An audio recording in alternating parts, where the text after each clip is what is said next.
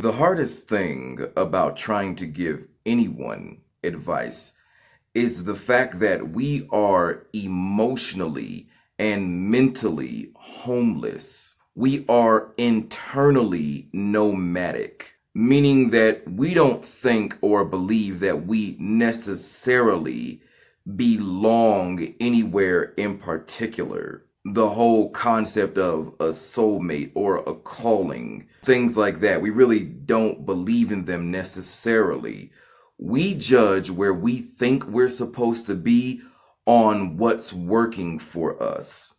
This is what's working for me, so obviously this is where I'm supposed to be. The problem with this methodology of thinking is that really, you could make anything work as long as you did what was necessary to make it work. Something operating or working or being successful is based on you doing what's necessary, fulfilling the duties of making it operate. So anybody who did what I did could have got those same results. They could have had this thing working as well. So you can really make anything work as long as you do what's necessary to make it work. All success tells me is that I did what was necessary to make something work. It doesn't tell me whether or not I should have. The only thing that really tells me whether or not I should have done it is when I go to do all the requirements necessary to make this thing work. And in the process of doing what's necessary to operate this thing, I end up violating things that I claim to be, stand for, believe in, or things that I claim to protect. That is how I know this was not something I was supposed to be doing, because the things that are necessary to make this thing work are causing me to violate something that I claim to stand for. And if I really want my life to look like what I claim to be, I cannot do this because it causes me to violate it. So the violation is what tells me that that's not for me, not the success or failure.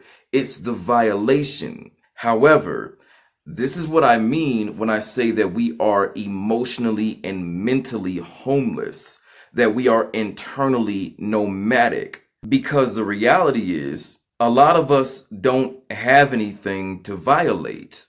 We don't have anything to violate.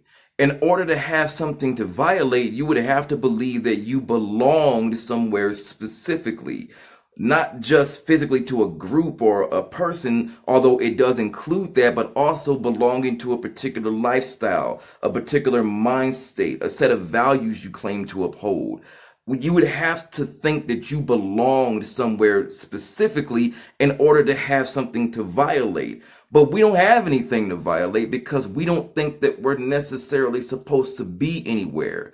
We do what's necessary to make stuff work. But the problem with this is, if I don't have anything in my life that I have the potential of betraying, I have no way of knowing when I'm going too far, when I'm picking up something that doesn't belong to me. Having something in my life that I have the potential of betraying is the only detection system I have to know when I am going too far. If you want to expose your behavior to yourself, if you want to know how you're acting, if you want to see how you live, put something in your life you have the potential of damaging.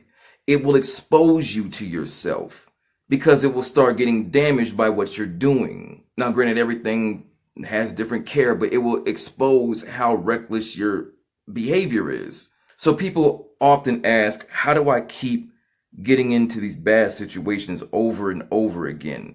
How do I keep ending up with these kind of people or at this kind of job or in this kind of situation? How do I keep doing this to myself? It is because when you go to reach for something, to pick something up, there is no conflict. You're not violating anything, so there's no conflict when you go to pick it up. You just freely grab it. Nothing bothers me about what I'm doing because I'm not in violation of anything.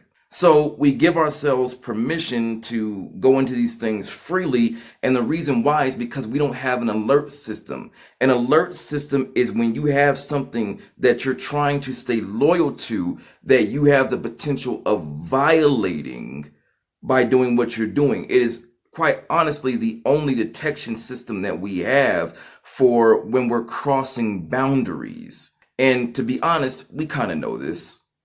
That is why we avoid bringing certain things into our lives. That is why we avoid making stuff official. If I officially put this in my life, I have something to violate. And I know how reckless my behavior is. So I'm just going to keep you at a distance for now. But my challenge for you is, if you want to stop spinning around in circles, going through the same stuff over and over again, put something in your life you have the potential of violating and watch your whole lifestyle change. Let me know what you think. I'm out.